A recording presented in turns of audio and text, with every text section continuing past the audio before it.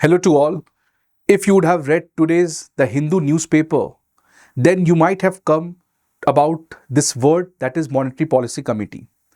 Monetary Policy Committee news में था because monetary policy committee की अभी बैठक चल रही है जो 6 अगस्त दैट इज यस्टरडे वो स्टार्ट हो गई थी और कल तक 8 अगस्त तक चलेगी और 8 अगस्त को एमपीसी का फाइनली डिसीजन आएगा। उस डिसीजन क्या आएगा उसको तो हम प्रेडिक्ट नहीं कर सकते हैं, बट इस पर्टिकुलर सेशन में we are going to understand what exactly is monetary policy committee और क्यों ये जो समय है मॉनेटरी पॉलिसी कमेटी का जहां पर वो मिल रही है, ये समय एक बहुत गंभीर समय है, ये समय बहुत ही वोलेटाइल है जिसके कॉन्टेक्स्ट में मॉनेटरी पॉलिसी कमेटी अभी मिल रही है। सो मॉनेटरी पॉलिसी कमेटी बेसिकली एक कमेटी है जो आरबीआई के अंदर बनाई गई है। So it is a committee which works under the RBI और एमपीसी का काम क्या है, इस कमेटी का काम क्या है? It is to control inflation. इसका काम है इन्फ्लेशन को कंट्रोल करना। इन्फ्लेशन आपको पता है, इसको आसान भाषा में कहते हैं rise in the price of commodity and services, rise in the price of goods and services. समय के साथ चीज़ों का दाम बढ़ना, इसी फेनोमेना को हम इन्फ्लेशन कहते हैं। इसका उल्टा होता है डिफ्लेशन, जब समय के साथ चीज़ें घटती हैं। ऑल्दो डिफ्लेशन काफ़ी रेयर है, जनरली हर एक कंट्रीज में वी विटनेस इन्फ्लेशन। अब इन्फ्लेशन जो है वो बहुत ही एक पेचीदा सा मामला होता है। इन्फ्लेशन कुछ हद तक सही भी होता है, लेकिन जब वो बहुत ज़्यादा कम हो जाता है या जब वो बहुत ज़्यादा बढ़ जाता है तो ये दोनों एक समस्या का सूत्र बन जाता है। इसलिए इन्फ्लेशन को मैनेज करना देश की अर्थव्यवस्था के लिए बहुत इंपॉर्टेंट है। For the macro economic stability inflation has to be control, it has to be kept within a particular limit. Because अगर इन्फ्लेशन को आप कंट्रोल नहीं करोगे तो इसका आउटकम क्या है? इसका आउटकम क्या है कि डिमांड कम हो जाएगा। अगर चीजों का दाम बढ़ गया तो why will I buy this pen? If this pen was costing me 100 rupees last year and this year it is costing me 1000 rupees. So why I will buy this pen? If I will not buy this pen, my demand in the economy will go down. लोग का demand कम होगा और जब लोगों का demand कम होगा तो supply कम होगा। सप्लाई कम होगा मतलब लोग जो इन्वेस्टर्स हैं वो कम इन्वेस्ट करेंगे देश की अर्थव्यवस्था में। Why will someone produce pen? अगर लोग पेन की डिमांड ही नहीं कर रहे हैं तो उससे इन्वेस्टमेंट कम हो जाएगा। इन्वेस्टमेंट कम होगा तो जीडीपी कम हो जाएगा। सो डिमांड इकोनॉमी का एक तरीके से कम हो जाएगा। इसके साथ साथ हमारा जितने भी बाहर के लोग हैं, जो भी हमारे बाहर से लोग इंडिया में इन्वेस्ट करते हैं, वो अपना सारा पैसा इंडिया से वापस ले जाएंगे। बिकॉज अगर इन्फ्लेशन बढ़ रहा है इसका मतलब है कि देश में एक संकट आ सकता है। आपको पता है पाकिस्तान का इन्फ्लेशन 35% है, वेनेजुएला में इन्फ्लेशन 100% है। तो अगर इन्फ्लेशन एक इतने पॉइंट पे आ जाता है, so all the investors become skeptical about the economy and no one is ready to invest in that economy. So most of the investors take away their money. इसी को we call as drain of wealth, drain of money, FDI, FPI सब कम हो जाएगा।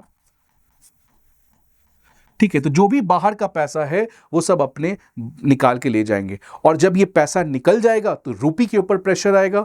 सो it will lead to depreciation of rupee. ठीक है, depreciation of रूपी। तो ऐसे तमाम चैलेंजेस इकोनॉमी के सामने आ जाते हैं इन्फ्लेशन अगर एक पॉइंट के बाद बढ़ जाता है या इन्फ्लेशन बहुत ज़्यादा घट जाता है। इसीलिए इन्फ्लेशन को रोकना किसी भी कंट्री के लिए बहुत इंपॉर्टेंट हो जाती है। इन्फ्लेशन को रोकने का जो सबसे इंपॉर्टेंट काम है, जो सबसे इंपॉर्टेंट बॉडी है जो इन्फ्लेशन को रोकने के लिए बनाया गया है, वो है आपकी मॉनेटरी पॉलिसी कमेटी, जो देश के सेंट्रल बैंक आरबीआई के अंडर रह के काम करती है। अब इन्फ्लेशन जो है उसको मेजर करने के बहुत सारे इंडेक्सेस होते हैं।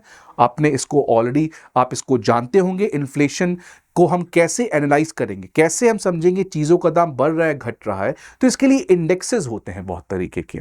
2 इंपॉर्टेंट इंडेक्सेस हैं। एक इंडेक्स है जो प्राइस को मेजर करता है एट द रिटेल लेवल, जो रिटेल लेवल जहां पे हम जाके कोई चीज खरीदते हैं उसको हम कहते हैं कंज्यूमर प्राइस इंडेक्स। एक इंडेक्स है जो होलसेल मार्केट पे prices of goods and services को प्राइसेस ऑफ गुड्स को ट्रैक करता है, उसको हम डब्ल्यूपीआई कहते हैं। तो 2 तरीके के इंडेक्स हैं। इसके अलावा प्रोड्यूसर प्राइस इंडेक्स है, और आपको पता होगा हाउसिंग इंडेक्स है, तमाम तरीके के डिफरेंट डिफरेंट इंडेक्सेस होते हैं। इन इंडेक्सेस का काम होता है चीजों का दाम बढ़ना या घटना, इसको ट्रैक करना। अगर अब बात करें कि ये जो मॉनेटरी पॉलिसी कमिटी है ये किस इन्फ्लेशन को नियंत्रण में रखती है, विच इन्फ्लेशन डज एमपीसी टारगेट्स, तो वो कंज्यूमर प्राइस इंडेक्स कंबाइंड को टारगेट करती है। कंज्यूमर प्राइस इंडेक्स कंबाइन को टारगेट करती है। और गवर्नमेंट और आरबीआई के बीच में एक समझौता हुआ था 2016 में, और उस समझौता में यह कहा गया था कि ये जो एमपीसी है जो 2016 में बनाई गई थी, इसको इन्फ्लेशन सीपीआई कंबाइन को कंट्रोल करना है और किस रेंज में रखना है, तो वो रेंज है 4 ±2%। इस रेंज में हमें इन्फ्लेशन को कंट्रोल करना है, मतलब 2% से लेके 6% के बीच में। इसी को हम लोग एफआईटी कहते हैं, फ्लेक्सिबल इन्फ्लेशन टारगेटिंग। अगर अमेरिका की बात करें तो वहां पे इन्फ्लेशन कंट्रोल करने का जो लिमिट है वो 2% है, यूरोप का 2% है, जापान का 2% है।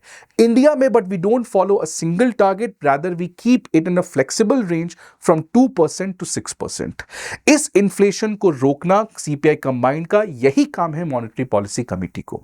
अगर मॉनेटरी पॉलिसी कमेटी ये काम को नहीं कर पाती है, अगर मॉनेटरी पॉलिसी कमेटी इन्फ्लेशन को 2 से 6 के बीच में नहीं रखती है, विच मींस इन्फ्लेशन 1.5% हो जाए या इन्फ्लेशन 10% हो जाए, अगर इस इन्फ्लेशन को MPC 3 consecutive quarters, 3 consecutive quarters, consecutive कह रहे लगातार, अगर 3 कंसेक्यूटिव क्वार्टर मतलब 9 महीने तक अगर आपकी इन्फ्लेशन इस रेंज में नहीं आती है, तो यह मॉनेटरी पॉलिसी कमेटी का फेलियर कहलाता है। This will be deemed to be that monetary policy committee has failed to do its job. और उसके बाद एमपीसी को एक रिपोर्ट देना पड़ेगा गवर्नमेंट को कि क्यों वो फेल कर गई और वो क्या क्या स्टेप्स उठाएगी इन्फ्लेशन को वापस से इस रेंज में लाने का। इसलिए जो 2016 में ये सरकार और आरबीआई का एग्रीमेंट हुआ था, जिसके अंदर ये टारगेट डिसाइड हुआ, उसके अंदर ये एमपीसी का गठन हुआ, ये एक बहुत इंपॉर्टेंट डेवलपमेंट था। क्योंकि इन्फ्लेशन के ऊपर एक प्रेडिक्टेबिलिटी थी कि हमें इन्फ्लेशन कितने रेंज में रखना है, और साथ ही साथ अकाउंटेबिलिटी एमपीसी की भी रखी गई थी कि अगर आप इन्फ्लेशन को 3 कंसेक्यूटिव क्वार्टर तक नहीं कंट्रोल कर सकते हैं, देन ये बताएगा कि आप, इसका मतलब कि आप फेल हो चुके हैं, जिसके लिए आपको सरकार को एक रिपोर्ट देना पड़ेगा और उस रिपोर्ट में आपको corrective steps, reasons for the failure ये मेंशन करना पड़ेगा। इसलिए 2016 में this was a very important development, और इस डेवलपमेंट के बाद लगभग ये देखने को मिला है कि इंडिया का जो इन्फ्लेशन है वो 4% के लगभग होवर किया है पिछले 2-3 सालों में। सो 2016 से लेके 2019 तक ये जनरली देखने को मिला कि इन्फ्लेशन जो है वो काफी अच्छे से मैनेज किया जा रहा था, और इन्फ्लेशन लगभग 4.1% के एवरेज पे रोटेट कर रहा, रिवॉल्व कर रहा था। लेकिन रिसेंटली ये देखने को मिला है पिछले 2-3 सालों में कि इन्फ्लेशन इंडिया का सबसे बड़ा चैलेंज बन गया है। ना केवल इंडिया का बल्कि across the world inflation has become a very very big challenge for every country to tackle. आप हमेशा देखते होंगे सरकारों ने रेपो रेट हाइक कर दिया, इंटरेस्ट रेट हाइक कर दिया, इन्फ्लेशन बढ़ गया है। तो इन्फ्लेशन वाकई में आज बहुत बड़ा चैलेंज सारे कंट्रीज के सामने इमर्ज किया है। इसी कॉन्टेक्स्ट में हमें समझना होगा कि क्यों मॉनेटरी पॉलिसी कमेटी का ये जो बैठक है ये बहुत इंपॉर्टेंट हो जाता है, बिकॉज देश और दुनिया अभी काफी वॉलेटाइल है। हर दिन हर समय कुछ ना कुछ टर्बुलेंट एक्टिविटीज आ रहे हैं, बांग्लादेश का कोलैप्स होना, मिडिल ईस्ट में वॉर होना एंड बाकी तमाम चीज। इसलिए इन्फ्लेशन की जो समस्या है वो आने वाले समय में और ज्यादा बढ़ सकता है। यहां पे I am not going to discuss about what is inflation, what is CPI combined, what exactly is monetary policy committee, इसमें कौन कौन लोग मिलते हैं एंड वगैरह वगैरह, because that is a different thing. यहां पे I am going to tell you what has been the trend of inflation. अभी इन्फ्लेशन की करंट सिचुएशन क्या है, और जब मैं इन्फ्लेशन की बात कर रहा हूं, I am talking about CPI combined, I am not talking about any other indexes. अगर हम इन्फ्लेशन की बात करें, अगर हम बात करें 2020 में पैंडेमिक के समय, जब पैंडेमिक आया था, जब कोविड आया, तो सारे कंट्रीज ने लॉकडाउन लगा दिए।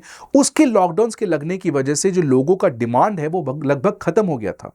Everyone were sitting inside their house, they were not demanding any new thing. तो जब लोग डिमांड ही नहीं कर रहे तो चीज का दाम कैसे बढ़ेगा? बिकॉज इन्फ्लेशन बढ़ने का एक सबसे सिंपल रूल है कि आपका डिमांड बढ़ जाता है और सप्लाई उतना नहीं बढ़ता है, जिसकी वजह से आपका इन्फ्लेशन होता है।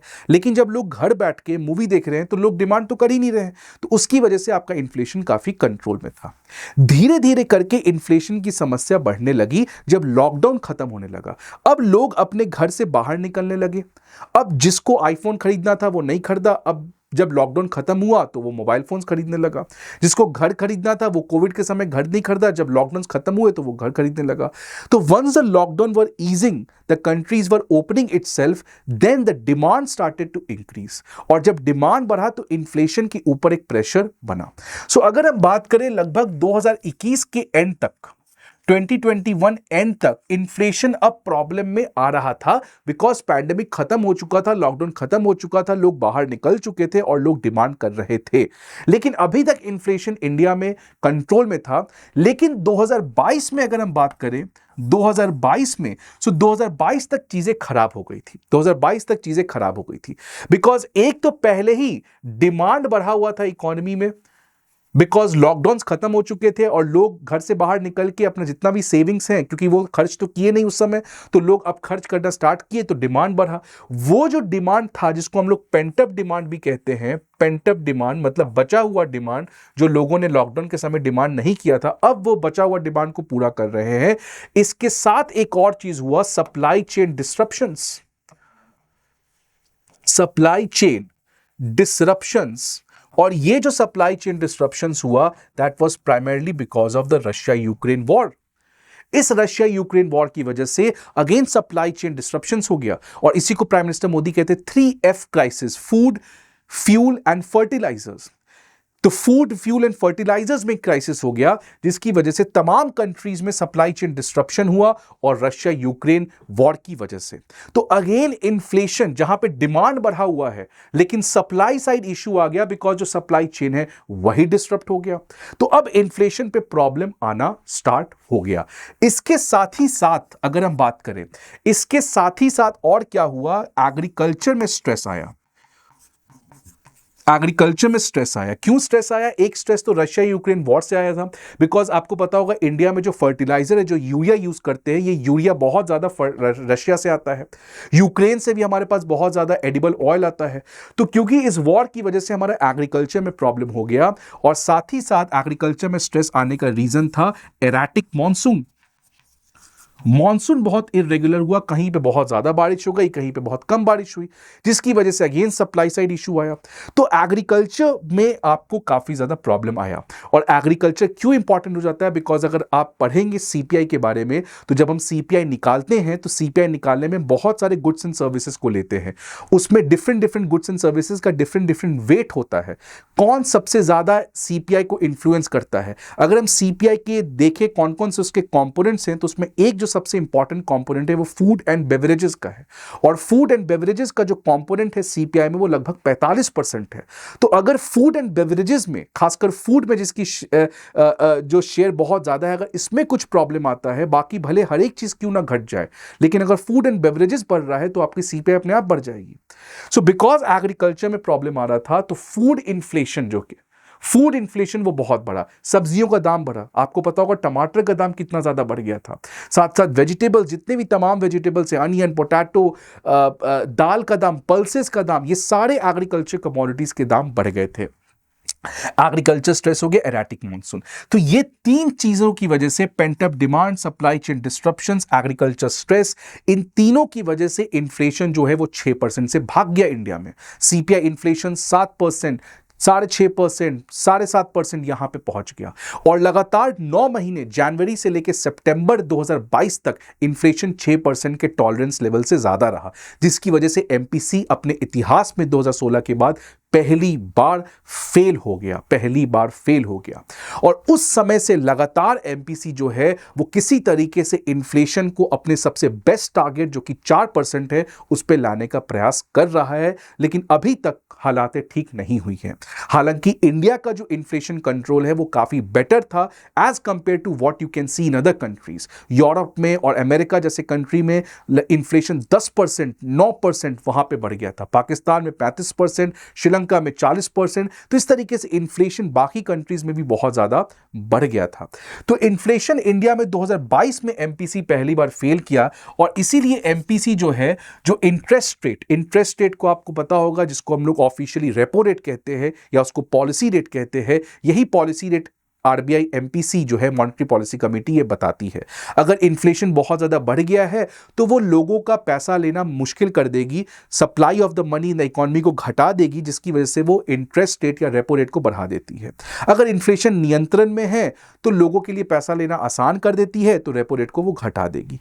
तो जब पैंडेमिक आया था तो उस समय तो आपने रेपो रेट को घटाया, सप्लाई ऑफ मनी को बढ़ाया कि इकोनॉमी वापस से बाउंस बैक कर चुके। लेकिन जब इन्फ्लेशन की समस्या बढ़ने लगी तो जो रेपो रेट आपने घटाया था, अब आपने रेपो रेट को बढ़ाना स्टार्ट कर दिया।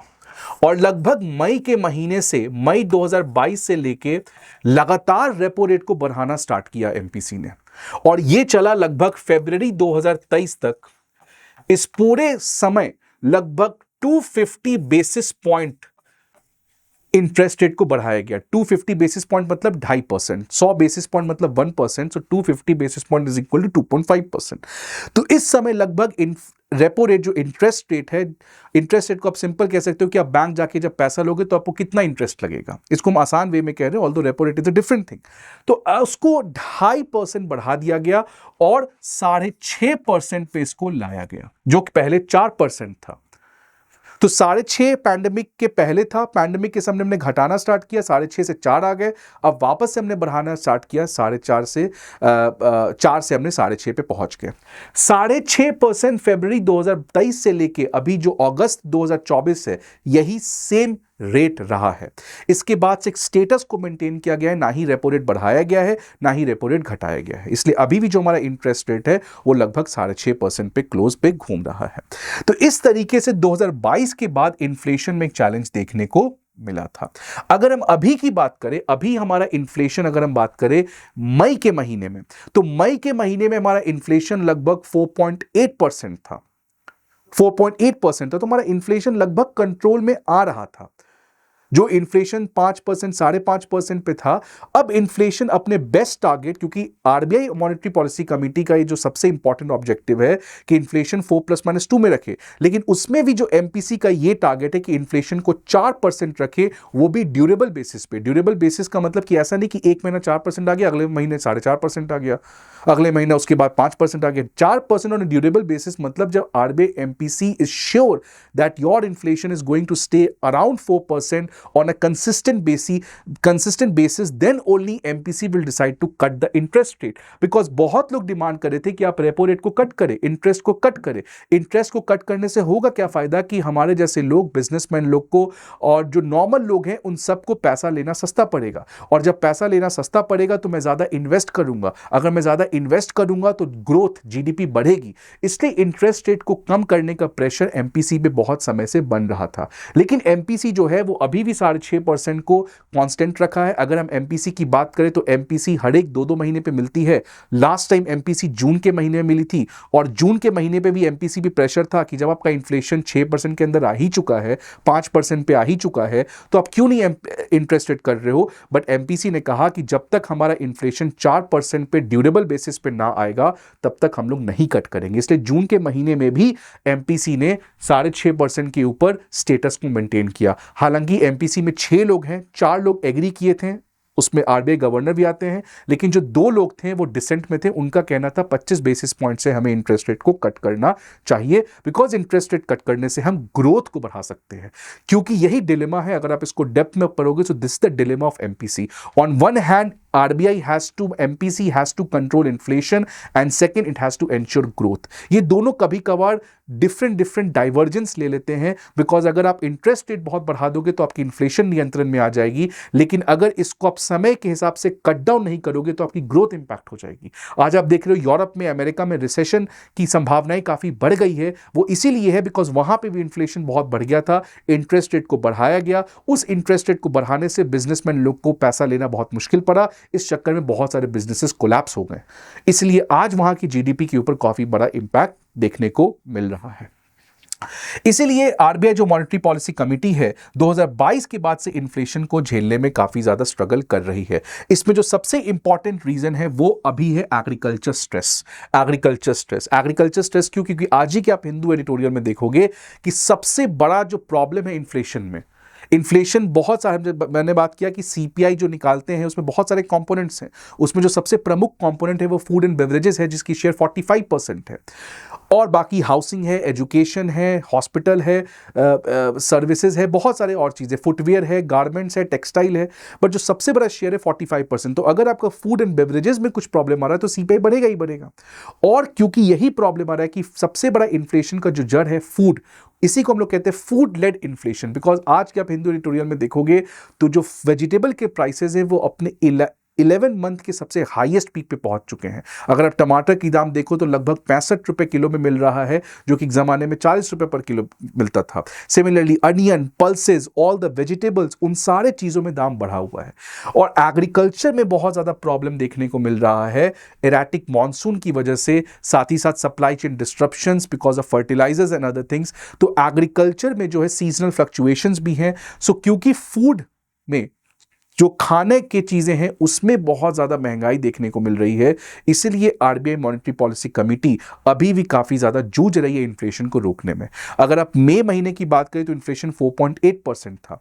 अगर आप जून महीने की बात करें तो इन्फ्लेशन वापस से बढ़ गया 5.1%।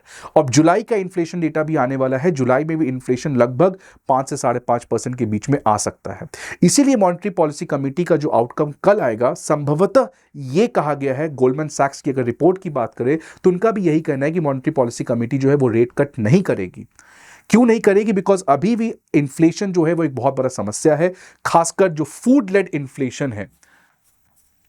जो फूड लेड इन्फ्लेशन है ये एक बहुत बड़ा समस्या है। जब तक इसको नियंत्रण में नहीं ला पाए ड्यूरेबल बेसिस पे, लॉन्ग टर्म बेसिस पे, तब तक रेट कट करने की कोई बात होती ही नहीं है।